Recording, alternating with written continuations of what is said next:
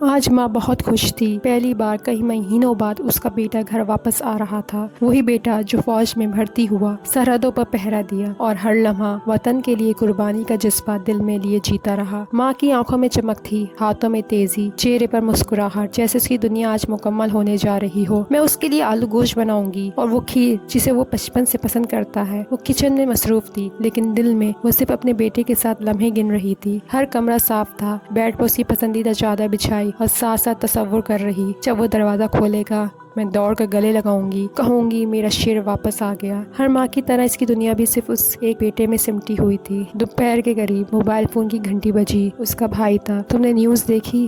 اس نے بے چین آواز میں پوچھا۔ ماں نے حیرت سے جواب دیا، نہیں بھائی، آج تو میں صرف اپنے بیٹے کی تیاری میں لگی ہوئی ہوں۔ کیا ہوا؟ بھائی خاموش ہو گیا، پھر صرف اتنا بولا، میں تمہارے پاس آ رہا ہوں، ٹی وی آن کرو ابھی۔ ماں کے ہاتھ کانپنے لگے، دل میں ایک انجانی گھبراہٹ اتر گئی۔ وہ بھاگ کر ٹی وی آن کرتی ہے۔ اسکرین پر سرخ الفاظ میں خبر چل رہی ہوتی ہے، PIA کی پرواز 8303 کراچی میں تباہ، 97 افراد جاں بحق، چند مسافر لاپتہ۔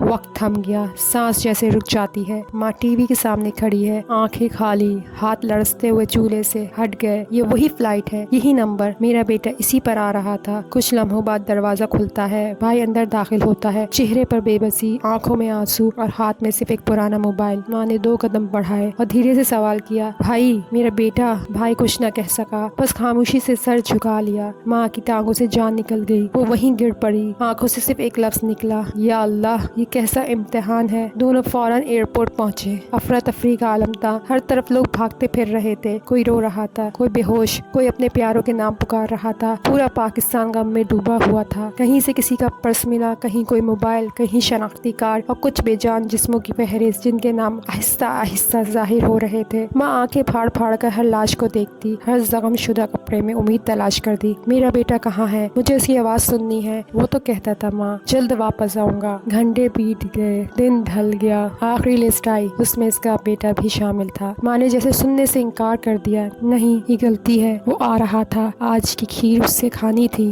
آج تو اس نے وعدہ کیا تھا، لیکن حقیقت سب سے سخت ہوتی ہے۔ کچھ دن بعد وہی ماں جو ہر روز بیٹی کی آواز سننے کے لیے تڑپتی تھی اب خاموش ہے۔ محلے کی عورتیں تعزیت کو آئی تو اس نے بس اتنا کہا، میرے بیٹے نے صرف اپنی ماں کا نہیں اس قوم کا قرض ادا کیا ہے۔ اگر میرا بیٹا چلا گیا تو کیا ہوا؟ وہ تو وطن کی مٹی میں زندہ ہے۔ کچھ دن گزر گئے، ماں اب خاموش رہنے لگی۔ وہ کمرہ جہاں بیٹے نے آنا تھا اب روز صاف کیا جاتا ہے، جیسے وہ آج بھی آ جائے گا۔ ہر شام وہ بیٹے کی وردی تھام کر بیٹھ جاتی ہے، اس کے جوتوں کو اپنی گود میں رکھ کر ہاتھ پھیرتی ہے اور آہستہ سے کہتی ہے، پتہ ہے بیٹا، تیری ماں نے آج بھی وہی کھیر بنائی ہے جو تو کھانے والا تھا۔ اب کوئی کھاتا نہیں، بس تیرا انتظار کرتی ہوں۔ رات کو جب سب سو جاتے وہ خاموشی سے قرآن کھولتی اور اس کے آنسو صفوں پر گر جاتے۔ وہ آسمان کی طرف دیکھتی اور تھکے لہجے میں بس اتنا کہتی، یا اللہ، تو نے میرے لال کو لے لیا، لیکن تو وہ رب ہے جو دلوں کو سکون دیتا ہے۔ مجھے صبر دے، مجھے یقین دے کہ میرا بیٹا شہید ہوا ہے اور شہید کبھی مرتے نہیں، وہ تیرے حضور زندہ ہوتے ہیں۔ پھر وہ اپنا دل تھام کر بیٹی کی تصویر کو دیکھتے ہوئے دھیرے سے بولتی، کیا ہوا اگر ہمارا دنیا میں تعلق بس اتنا تھا؟ مجھے کامل یقین ہے کہ ہم جنت میں ساتھ ہوں گے، وہاں کوئی فاصلہ نہ ہوگا، کوئی جدائی نہ ہوگی، ماں اور بیٹا ہمیشہ کے لیے اکٹھے انشاءاللہ۔ ماں کی آنکھوں سے آنسو پھر بہنے لگتے ہیں، مگر اس بار وہ آنسو